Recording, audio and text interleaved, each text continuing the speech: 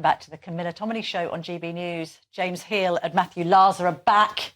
You're loving this, aren't you? Absolutely loving it.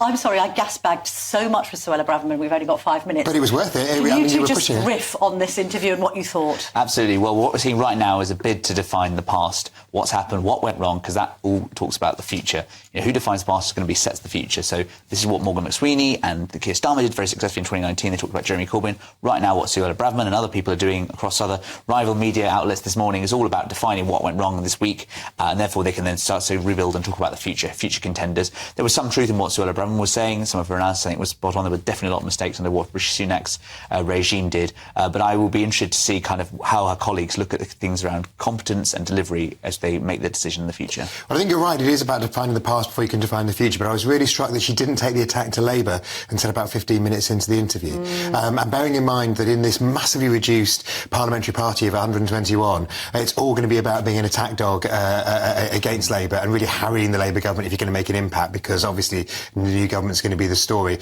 I think that all the leadership contenders are going to need to show that they can take the fight to Starmer, more than they can take the fight to their own colleagues over the... Can this 121 Tory party actually unite? I mean, can you get any caucus of sort of mutual agreement between Caroline Nokes and Suella Braverman? Genuinely, chaps. It will be a really difficult challenge.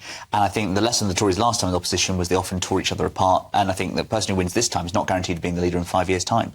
Because, you've got the Lib Dems threat in the south. You've got some, One Nationers who love the European Court for Human Rights. So Braverman in that interview, they just slipped that in saying, we want to leave the ECHR. Well, actually, that's a minority view of the party. It's nothing. Yeah, absolutely. And of course, that would be the Good Friday Agreement. These are huge things. So, as much as it's about the kind of things the right would love to talk about, it's also things around like inflation, the NHS, public services. So there's all these different conversations. And the actual party machine has really rusted away after 14 years in government. I remember, of course, that Labour will be taking the national conversation onto public services and those issues which favour the One Nation group. But that's obviously, in some ways, because they're going to say the focus should be on that. I just think in terms of not only the new leader may not be the new leader, I doubt there'll be 121 Tory MPs at the time of the next election. Not because it will be going up in by-elections, I think that's going to be quite tough for them, but because there'll be defections to both the Lib Dems and to Reform. Do you? Yeah. Who do you think will... She is such a reformer in many respects. Yes, I think what's interesting about it. It's like you're basically aligned with Tice and Farage, so just go and join them. But obviously she says she's a Tory through and through, and I respect that too. And conversely, there was we did one Reform long-time watcher yesterday, and he said, I doubt those 5 MPs will be all Reform MPs by the end of the next Parliament, given the way in which UKIP and all the different splits of people have gone off. So I think there could be many different blocks forming, all sorts of things. Now they're all in Parliament together. And of course, I think the Tories need to remember they're not guaranteed a hearing. They're no longer the most interesting party anymore. Nobody's going to be listening. This is the other thing, Matthew. Who listens to anyone in opposition? Absolutely. Look, I remember Labour in 2010 when, literally nobody was interested at all in what was going on just after the change of power.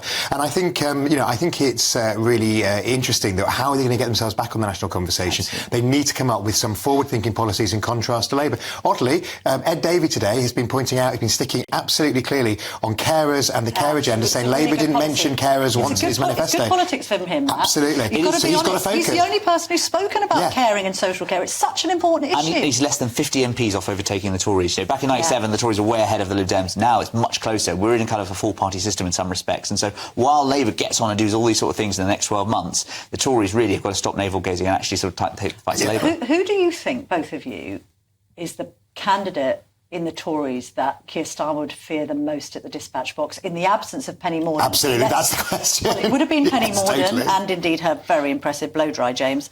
She was really good at just taking the fight to Labour, and she had some great lines, and she was very good on a Thursday when she was Leader of the Commons. She was just what was needed, was an attack dog, somebody sharp on the feet. Who's the best, both of you, first of all, James, who do you think's the best person the Tories can have the leading them right now? I think there's big question marks over all of them. I think the favourite right now is Kerry Badenoch. I think that someone who's been in government can be seen as a team player, but has also got a fight in her and willing to take that. I think the Tories want someone who makes them feel good right now. She's a bit too feisty, though. I think that... She flies off the handle sometimes. Like, whoa, sledgehammer to crack a nut here. It can be... I think the other criticism, of course, of Rishi Sunak was that he was quite technocratic, wasn't he? So sometimes you need someone a bit more political, a bit more partisan, a bit of a pugilist. And everyone said that she was a puppet of Gove's, which I also I've always found rather misogynistic, yes. actually. Like any woman in politics has to be puppeteered by a man. Matthew, who do you think? Yeah, I think there's one. In the absence of Penny, I don't think there's one person that the Labour would fear. I think Kemi is a good performer. Labour, in its heart, will think, oh gosh, if they go for a one nation person, that makes it difficult for us to do what they did to Ian Duncan Smith and William Hague, which is portray them as right wing, as on the extreme. So Labour will be hoping, the Labour strategist will be hoping it's one, it's Suella, it's Pretty, it's somebody like that who they can portray, a proper righty they can portray as. Do you remember the posters where they morph William Hague into Thatcher? That sort of feel. James, I think the people who are going to fight this one are the people who ran last time, 2 years' time, and I think the next leadership contest there's a new generation coming through. All right, great stuff. James Heale, Matthew Larser. Thank you. Brilliant analysis this morning. Thank you very much indeed.